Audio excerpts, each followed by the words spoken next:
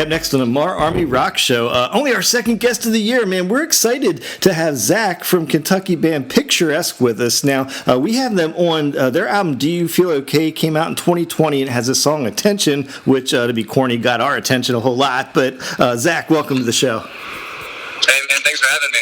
So, hey, for folks that are maybe a little bit new to you guys that are listening to our show, give us like a short biography of the band, like a little history of the band. Yeah, man. Well, the band started in Arkansas.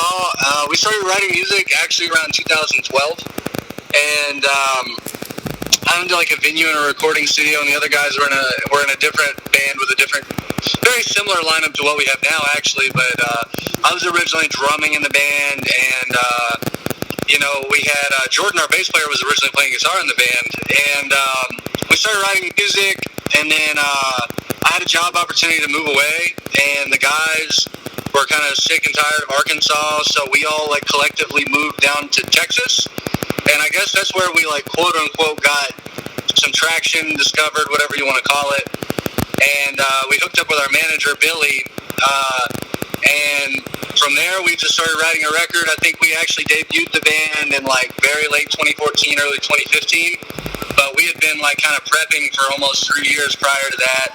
And the band is consisted of, like I say, primarily the same members it has now. And then we added Jade recently, and he's been really solid. We picked him up out of Albuquerque, New Mexico, and so we've had this lineup for almost 3 years now, and it's feeling really good. Now, hey, we mentioned the song that first caught our attention was the song Attention, and I know every song has kind of a story behind it, the history of it, so tell me a little bit about the song Attention, as it's kind of my favorite on the record. Man, that song almost didn't make it so many times. The song, we don't really have like a songwriting process, right? We do have a process, but it's a little more freeform than maybe your average band. A good idea is a good idea for us, and no matter how it gets presented or who brings it. And Kyle originally wrote the like rough skeleton of that song on guitar. Oh wow! And and he's not much of a guitar player. No offense to him, but he's a singer. And so it kind of took some convincing in guitar land to get it where it needed to be. Dylan, really kind of picked it apart and turned it into the cool riff thing that it has now. Kyle wrote that top line vocal before we ever heard it, man. He just brought that in. So the chorus was almost exactly what it is now when he brought it to us. And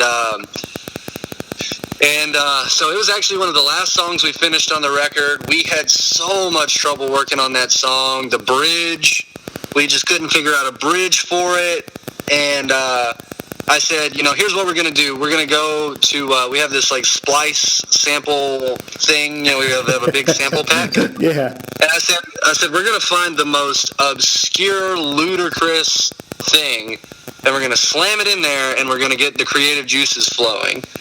And we were like, and Kyle's going to get to pick it because he tends to be the most belligerent, And he just picked this random sample. We chopped it up. We made it a different thing. You know what I mean? It's not exactly like just the bare bones basic sample we found, but we found this really weird sample with like an accidental note in. There's like notes that aren't supposed to be in key. And we slapped it in there, and that would eventually become the bridge solo section.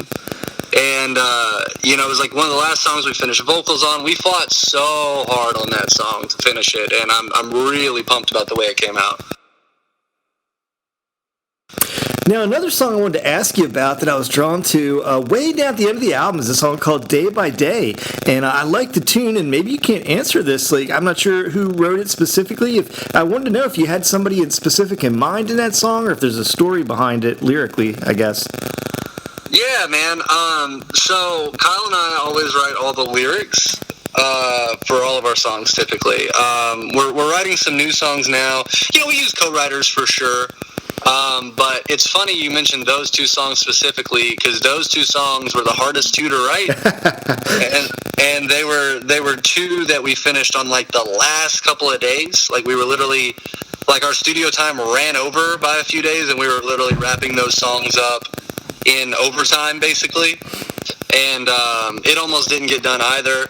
Kyle does have somebody that song's about. It's somebody really important to him, and I couldn't like out and out tell you who it's about. Yeah, sure. But someone really close to him, really important, and it's just basically about. I think we know a lot of people that do this, but you get down. And then you kind of like turn to some sort of substance, even if it's prescribed. In this particular instance, it's prescribed substance. And then kicking the prescribed substance is just a whole nother battle after you get over like the depression or whatever you're feeling. So, you get down and then you get prescribed something, and then getting off the prescription is almost just as hard as getting over the depression. So that's what that song's about, and it's kind of like a commitment to being there, you know what I mean, through the process, and not giving up on the people that are close to you while they're going through that. And it was our attempt at a love song, honestly. All of our songs are real hateful. And so we decided to try and write a nice one, you know what I mean? Well, you pulled it off, man. It's a great tune. I actually love it, man. Like I said, Attention's got to be my top one, but that one's right there behind it. Now, you kind of alluded to this a little bit, but I wanted to ask it anyway. You're like, I would call it really a multi-dimensional band, man. You're like a little bit of hip-hop, a little metal, a little bit of everything. So I was wondering what the songwriting looks like for you guys. Is it on a piano, or a guitar, or elaborate? You kind of touched on it a little, but tell me what a songwriting looks like for you.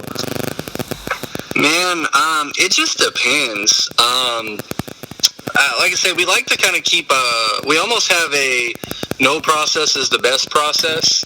We go with the best idea in the room at all times. It doesn't matter if the engineer is sitting there and he's not supposed to be saying anything, but he's supposed to be, recording and making it sound good, and he hums a melody and it's a good melody.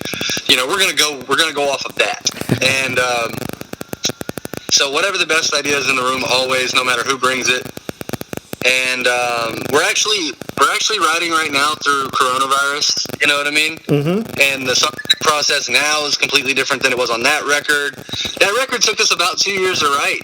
And I would say if there's anything about the process that's really consistent, it's that we constantly revise songs, and we constantly pull them back apart, and we restructure them all the time. We change stuff all the time. Most of those songs have seen upwards of 4 versions, not just revisions, versions, different complete accompaniments. And we just we tear them apart and reconstruct them so many times to kind of figure out what we want out of them. And, typically I would say we either do a co-write where we go write something from scratch, or Kyle brings us something. But typically we try to get a hook first, and we build out from there, and then it's just like this grindy year-long process of pulling them apart and putting them back together, pulling them apart and putting them back together. So. Now, you alluded to the songwriting. I was going to ask you, you read my mind on some of these questions there. I was going to ask you how you guys have been weathering COVID. I talked to so many bands, and some just shut down, but it sounds like you guys just decided, well, you couldn't tour, so we're going to write. Is that kind of the gist of what's been going on for last year? Dude, not at all. No, I was intrigued, because I wonder how many bands are going to break up, completely just, decimate, and then come back and act like nothing happened, because it's so possible. Yeah. To just disappear for a while, break up, spiral down, and then pick yourself up and back together by the time touring comes back and never miss a beat. We dropped a record in the middle of a quarantine, which was like risky, but we'd already pushed the record back a year. Oh, you know what I mean? That record was written over the course of 2 years, recorded in 2019, released in 2020. And literally almost to the day a year after we finished recording it. And so we pushed it back so many times, and I was just over my dead body, was it going to get pushed back again? And we put it out, and it was really good, man. And we were just kind of riding that high for a while. And everybody was like, hey, man, all these producers are doing like Zoom calls and stuff. It'd be a great time to write some more content. You've been out of the studio for a year. Why don't you guys go? All of our management was pushing us towards it. And I was like, can I not just live in this first record, or the second record, for a little bit? We just put it out. And because I don't know how other bands do it, but for me, when we write a new record, it kind of feels like we have to put the old one to bed. Yeah. And You know, it's like you're kind of saying goodbye to some songs. I was like, we never got to play most of those songs live. We've never played Attention live. That was one we really wanted to bust out live. And, you know, people tried to get us to do all these, like, live streams. So we were just, like, swirling in all these, like, live stream opportunities, but most of them were acoustic. And I was like, you know, I don't really want the first time these songs are heard live to be, like, acoustic and over the internet. That feels wrong. And, so, like, literally just out of the blue one day, I was like, you know, we've been listening to these songs for, like, 5-6 months now. We got to start writing again. Like, we got to put them to bed. We got to keep pushing forward, you know. So, like, out of the blue, we called up a good buddy of ours named, he's actually a solo artist named Baines. And we just started writing with him and just to see what came out.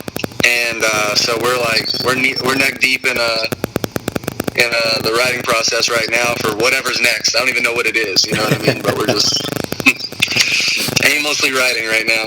Now, I'm a big fan of, like, hearing songs stripped down and done acoustically, but I couldn't find any from you guys. Do you guys do that? Do you ever do an acoustic set, or do, like, the radio acoustic morning show thing, you know?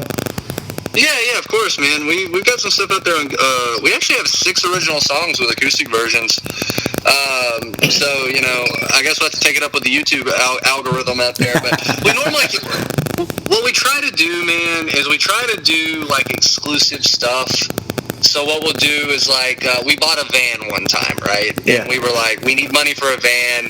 So we have all these acoustic versions that you can only get on YouTube, but we'll give you, like, an exclusive download if you, like, jump on our GoFundMe or something. Nice. Or we'll try to keep them on, like, a YouTube platform or, like, a GoFundMe platform. And when we do, like, a rendition like that, we don't just want to stick it up all over the place. You know, we want you to kind of hunt it.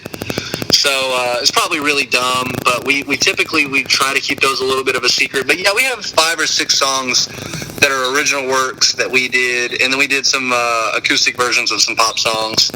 And we do the morning show thing too. You can find it out there on YouTube if you look hard enough. Well, hey, one last thing here. I always like to get a little picture of, like, what bands are into as people. So, you know, you're a well-seasoned touring band. So what are your band's road trip killers, time killers on the van, so to speak? Are you doing video games, movies? What are you guys into to pass those long drives? So we just bought a new RV, and so half the band got completely obsessed with Rocket League. We just play Rocket League constantly in the RV. Kyle is a big podcast guy, and he just fills his brain with, like, worthless flat earther, like, conspiracy theory, like, sorry to any flat earthers out there, I guess. But just, like, he listens to, like, murder mystery podcasts and conspiracy theory podcasts and some really out there stuff. And so depending on who's in the front seat, they get a healthy dose of like, conspiracy podcasts. And then if you're up in the top bunk, it's me, Dylan, or Jade playing, you know, just grinding on Rocket League. I typically drive a lot, so, you know, for me, I listen to, I just try to talk to my co-pilot. I try to solve the world's problems, you know. But yeah, man, with the new RV that we have basically unlimited amounts of, you know, like, private space and entertainment, so everybody kind of zones out and does their own thing. Well, hey, man, Zach from Picturesque, I'm really glad you guys stuck to it and released an album. It was a great release this year, which is why I wanted to get you on the show. Album is called Do You Feel Okay? You can pick it up everywhere out there digitally and whatnot. Zach, where's the best place for people to kind of keep up with and follow you guys? Website or Facebook or Spotify? Where you want them to go? I mean, probably Spotify. We're the world's worst band at social media. We hate it. And so if you're out there clinging to our Instagram or something, you're probably going to be disappointed. So check us out on Spotify. If you're on Spotify, you're probably listening to us, and that's probably the best place to be. You know, we're not a meme band. We don't have witty, you know, posts all the time. We just make music and stick it up online. And so I'd say Spotify or Apple Music is, if you wanna go out there and check us out and support us, that's the place to do it. There you go, folks. They're Picturesque. Find them out on Spotify. Zach, man, thanks so much for taking time with us tonight, and good luck on what it sounds like is new music coming out already in 2021.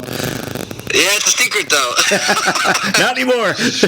Yeah, man. All right. All right, man. Hey, thanks so much for being here. We appreciate it. All right, man. I appreciate you, bro.